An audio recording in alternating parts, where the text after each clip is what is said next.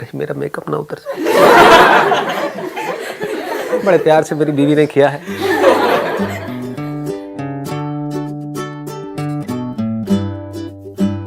I have a question कि how to maintain the emotional stability, that is a big issue. मतलब emotions में जो उथल पुथल होते रहते हैं उसको हम कैसे स्टेबल रखें। सो ओवर थिंकिंग, लाइक कुछ भी चीज़ हो उसके बारे में हम सोचते रहते हैं, मतलब उस टाइम वो काम छोड़ के दूसरे काम की तरफ कैसे जाए। Good question. मतलब कि over thinking, the problem of over thinking, कि हम सोचते बहुत ज़्यादा हैं, करते बहुत कम है। तो ऐसा कैसे हो कि हम उतना ही सोचे जितना हमको करना है, ना उससे ज़्यादा ना उससे कम। सर मैं एक चीज़ जानना चाहता हूँ, आपने हमेशा कहा कि अपनी इंटरनल वॉइस को सुनो, इंटरनल वॉइस को सुनो, बट सर हमारा इंटरेस्ट है वो चेंज होता रहता है। Sir how to stay on that कि मतलब हम एक पे फोकस कर सकें। जस्ट हमने 2 दिन फोकस किया, 3 दिन फोकस किया, प्रॉब्लम आई, हमने उसे छोड़ दिया। ठीक है, मतलब आप ये कह रहे हो कि मैं कहता हूँ कि अपने अंदर की आवाज़ को सुनो, लेकिन हमारे अंदर की आवाज़ रोज़ बदलती रहती है ना। रोज़ कोई नया आइडिया आ जाता है, फिर जो पुराना है वो पीछे चला जाता है, फिर वहाँ पर कोई प्रॉब्लम आती है, फिर वहाँ से ध्यान हट जाता है, फिर कोई नया आइडिया हमको अट्रैक्ट कर लेता है। मतलब हम किसी भी एक चीज़ में एक्सीलेंस को अचीव नहीं कर पाते। That is what you are asking, right? The same is my question. हाँ, कि हम उसके एंड तक नहीं जा पाते। एंड तक जाने का मतलब है उसमें सक्सेसफुल नहीं हो पाते। जैसे हमारी अपब्रिंगिंग होती है तो वैसे ही हमारी थिंकिंग बन जाती है, तो वो चेंज नहीं हो पाती। जैसे हमारी पेरेंट्स की थिंकिंग जैसी होती है वो हम चेंज नहीं कर पाते। जैसे उनकी एक ही बात है कि यही रास्ता है और ऐसी सक्सेस मिलेगी, तो वो ना चेंज होना चाहते हैं और वो हमारी ऐसे करते हैं कि हम भी चेंज नहीं कर पाते उनकी वजह से। तो हमारी थिंकिंग एक ही रास्ते पे चलती है कि अब यही चीज़ है और ऐसे ही होगा, तो एक पर्टिकुलर माइंडसेट बन जाता है हमारा, तो वो चेंज नहीं हो पाता है। आप क्वेश्चन ये पूछ रहे हो कि किस तरह से हम अपनी थिंकिंग को उससे अलग करें, क्योंकि उस थिंकिंग का हमको कुछ बेनिफिट नज़र नहीं आ रहा है। क्योंकि हम उनकी लाइफ को ध्यान से अगर ऑब्जर्व करेंगे तो हमको उनकी लाइफ में कुछ बहुत मज़ेदार नहीं नज़र आ रहा है। तो अब हम इससे ये आइडिया लगा सकते हैं कि अगर हमारी थिंकिंग भी वैसी ही रही जैसी उनकी थी या उनकी है, तो हमारे साथ भी वही होने वाला है जो उनके साथ हुआ है या हो रहा है। तो क्या हम चाहते हैं हमारी लाइफ बिल्कुल वैसी हो जैसी आपकी पेरेंट्स की है? हाँ, तो ये पहला स्टेप है। द मोमेंट यू से नो, तो अब यहां से आपकी थिंकिंग बदलने लग जाती है। अदरवाइज आपके जो डिसीजंस होंगे वो फियर के ऊपर होंगे। नहीं तो आप क्या कहोगे कि नहीं, घर वाले जो कह रहे हैं वो कर लो। पहले आपको ये पूछना है, हाँ ठीक है कर तो लो, वो तो एक सेफ एंड सिक्योर ऑप्शन है। जो वो कह रहे हैं चुपचाप करते चले जाओ, लेकिन उससे होगा क्या? उससे मान लो आपको एक ऐसी लाइफ मिल जाएगी जैसी आपके पेरेंट्स की है, तो क्या आपको वैसी लाइफ चाहिए? अगर चाहिए तो कोई प्रॉब्लम नहीं है। I am not judging somebody. हो सकता है आप कहो हाँ ठीक है मुझे ऐसी ही लाइफ चाहिए, देयर इज नो प्रॉब्लम। फिर ये क्वेश्चन इररिलेवेंट हो जाता है वहां पर। बट द मोमेंट यू से नहीं मुझे ऐसी लाइफ तो बिल्कुल नहीं चाहिए नहीं चाहिए, है ना, ऐसी नहीं चाहिए कि मैं थकना नहीं है जिंदगी में, एज चाहे कितनी भी हो जाए, डरना नहीं है जिंदगी में, रिस्क लेने से नहीं डरना है, फेलियर से नहीं डरना है। अगर हमें ऐसा बनना है तो इसका मतलब हमारी थिंकिंग उनसे बिल्कुल अलग होनी चाहिए। क्योंकि अगर वो अपनी लाइफ से खुश नहीं है अपनी थिंकिंग की वजह से, अपने एक्शंस की वजह से, तो अगर आपकी वैसी थिंकिंग है वैसी एक्शंस है तो आपको भी खुशी मिलने वाली नहीं है। तो ये आपको डिसीजन लेना है। The moment you take this decision, तो यहां से एक नई थॉट प्रोसेस शुरू हो जाती है। आप बहुत देर से खड़े हुए हो, please have a seat. Let's give a big hand for her.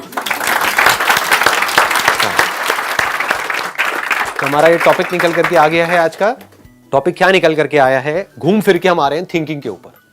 चाहे ओवर थिंकिंग हो, चाहे इमोशनल स्टेबिलिटी हो, चाहे अपनी थिंकिंग को चेंज करना हो। इसी के साथ में क्या जुड़ा हुआ है जो आपने पूछा था कि अपना जो इंटरेस्ट है हम उस पर पूरी तरह से स्टिक कैसे रहे। तो क्या ये पॉसिबल है कि हमारे अंदर किसी भी तरह का कोई कॉन्फ्लिक्ट ना हो? ये क्वेश्चन है। समझ गए ना? अगर इन चारों क्वेश्चंस को जोड़ दिया जाए क्या निकल करके आ रहा है कि हमारे अंदर किसी तरह का कोई कॉन्फ्लिक्ट ना हो, हमारे अंदर किसी तरह का कोई कंफ्यूजन ना हो, हमारे अंदर किसी तरह का कोई डर ना हो। पॉसिबल है या नहीं है? नहीं है? It starts from this, you know. ये आपको अपने आप से पूछना है। मैं आपको नहीं बताऊंगा कि मेरे लिए पॉसिबल है या नहीं है, वो आप मेरी आंखों में देख सकते हो। बाहर से आपको बहुत कुछ मिल जाए लेकिन अंदर कंफ्यूजन ही कंफ्यूजन हो, डर ही डर हो, अनलिमिटेड डिजायर्स हो। यही तो प्रॉब्लम है ना, अनलिमिटेड डिजायर्स। जिसकी वजह से रोज हमारा इंटरेस्ट चेंज हो रहा है। इन सब बातों को ध्यान से सुनना जो मैं बोल रहा हूं और अपने अंदर देखते चले जाना। This is real learning. Books पढ़ना नहीं, मेरी बातों को सुन करके अपने अंदर फीड करना नहीं। आप लोगों के माइंड में कई बार आता होगा कि क्या कोई ऐसा तरीका है कि मेरी बातें जब आपको जरूरत पड़ती है तो बातें याद रहें। आता है कभी किसी के माइंड में कि जब सुनते हैं तब तो सब कुछ बड़ा सही हो जाता है, लेकिन कुछ दिन बाद जब वापस से अपनी लाइफ में जाते हैं, जब उस सिचुएशन में जाकर के हम फंसते हैं तो सब भूल जाते हैं। तो याद रखना सोल्यूशन नहीं है। सोल्यूशन क्या है? अगर आपको याद रह भी गया तो क्या होगा, उस टाइम पे हो कुछ और रहा होगा, आप अपने अंदर ही अंदर कुछ और बोल रहे होगे, नहीं आसान है, आसान है, आसान है। नहीं, एक्चुअल में अगर आसान बनाना है सब कुछ, समझ रहे हो ना? हाँ, कि सामने उस वक्त आपको लड़ना है। आपके सामने है कोई बच्चा है छोटा सा, मान लो आप कहीं पार्क में हो और उसको कोई किडनैपर उठा करके ले जा रहा है, तो वहां पर आपको ये नहीं बोलना आसान है, कुछ नहीं है, सब सही है, सब सही है, जो होता है अच्छे के लिए होता है, जो होता है अच्छे के लिए होता है। ये इसको कहते हैं वर्ड्स में जीना।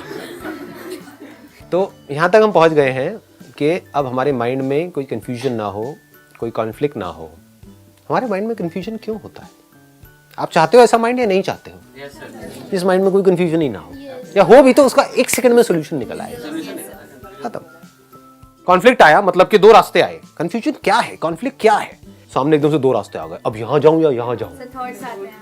यहां गया तो ये रास्ता जंगल में जा रहा है, लेकिन कहते हैं कि इस रास्ते पे आगे चल करके एक खजाना है।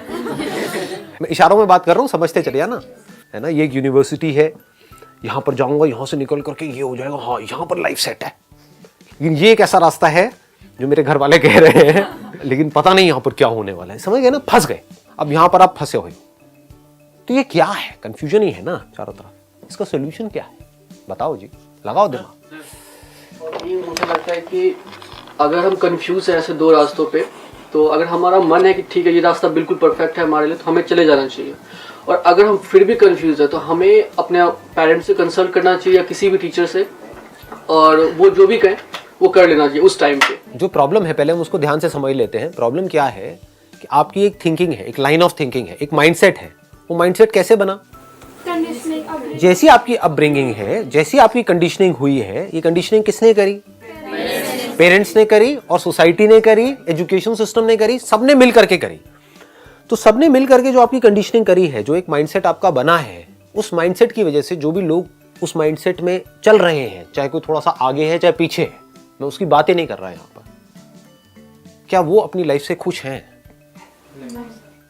कोई भी बंदा चाहे जॉब कर रहा है चाहे बिजनेस कर रहा है, लेकिन माइंडसेट ऊपर ऊपर से तो अलग अलग लग रहा है देखने में, बट फंडामेंटली सबका एक जैसा होता है। अनलिमिटेड डिजायर्स होते हैं और अनलिमिटेड फियर्स होते हैं, बस उसके बेस पे एक्शन चल रहा होता है। काम करने के लिए कोई काम नहीं कर रहा होता है। समझ पा रहे हो? ये करके मुझे ये मिलने वाला है, बस सारा ध्यान वहां पर होता है। तो जो भी इस तरीके से चल रहा है वो दुखी है। तो क्या आपको ऐसा बनना है? ये अपने आप से पूछो कि अगर मैं भी उसी तरीके से चला जिस तरह से सब मुझे कह रहे हैं चलने के लिए, या जिस तरह से मैं सोच रहा हूं कि हाँ ये चलना मेरे लिए सही है, तो फिर आप चाहे कुछ ज्यादा अचीव करते हो चाहे कम करते हो, उसमें कोई फर्क नहीं पड़ने वाला है। ज्यादा अभी आपको ज्यादा लग रहा है क्योंकि अभी आपके पास में कम है। जब आपके पास ज्यादा होगा तो जब उनको देखोगे जिनके पास आपसे बहुत ज्यादा है, तब भी आपको अपना वो कमी लग रहा होगा। ज्यादा कम पड़ जाता है एंड में, कितना भी ज्यादा हो जाए। तो आप खुश कैसे होगे इस रास्ते पे चल करके? कभी खुश हो सकते हो ही नहीं सकते। और इस रास्ते पे चल करके जैसे जैसे आप आगे बढ़ोगे आप फंसते ही चले जाते हो। इसलिए हम समझ नहीं पाते हमको अपनी लाइफ को डायरेक्शन क्या देनी है, इसलिए हम कंफ्यूज रहते हैं, इसलिए हम एक काम पे टिक नहीं पाते हैं, इसलिए ओवरथिंकिंग हमारे अंदर चलती रहती है, क्योंकि ये असली काम हम कभी नहीं करते हैं। ये रूट है आपकी पूरी की पूरी थिंकिंग की। आपकी जो थिंकिंग है उसकी जड़ क्या है, पहले आपको ये क्लियर होना चाहिए कि मुझे क्या करना है और मुझे क्या नहीं करना है। अगर दोनों चीजें आपको बिल्कुल क्लियर हो जाए तो कोई कंफ्यूजन है? बिल्कुल मतलब बिल्कुल क्लियर, 99% नहीं 100% क्लियर, तो कोई कंफ्यूजन है? अब ये क्लियर कैसे होगा? आप समझ पा रहे हो ना, मैं प्रॉब्लम की जड़ में जा रहा हूं। जब तक आपको ये नहीं पता कि मुझे क्या करना है, आपको ये भी नहीं पता कि मुझे क्या करना है, आपको ये भी नहीं पता कि मुझे क्या नहीं करना है ना कब बोलना है, no I will not do it, do you have the courage to say that? इसका मतलब आपको क्लियर नहीं है। डिसीजन तो आप ले लोगे, लेकिन क्लैरिटी के साथ नहीं लोगे, कॉन्फिडेंस के साथ नहीं लोगे, बस ले लोगे डिसीजन। चल यार कुछ समझ नहीं आ रहा, ये है, ये यही कर लेता हूं, इन पिन सेफ्टी पिन टॉस करके देख लेते होते हैं ऐसे डिसीजंस होते हैं या नहीं होते हैं? किसी को भी पता है क्लियर कि मुझे क्या करना है क्या नहीं करना है? नहीं पता है. It should be absolutely clear. कैसे होगा? ऐसे सोचने की हमारी आदत नहीं है क्योंकि ऐसा बनाया नहीं गया हमको. समझ रहे हो? तो आई एम श्योर आप में से कुछ लोगों को अनकंफर्टेबल भी लग रहा होगा क्योंकि कैसा बनाया गया है, बस जो पढ़ाया जा रहा है ना यहाँ पर जो बोर्ड पे लिखा हुआ है बस वहीं तक सोचना है, उसके आगे नहीं. जो डेफिनेशन लिखी हुई है बस यही सही है. इसमें अगर तूने ये भी एक वर्ड भी चेंज किया तो समझ जा तेरे नंबर कम हो जाएंगे. इससे सॉल्यूशन नहीं निकलने वाला.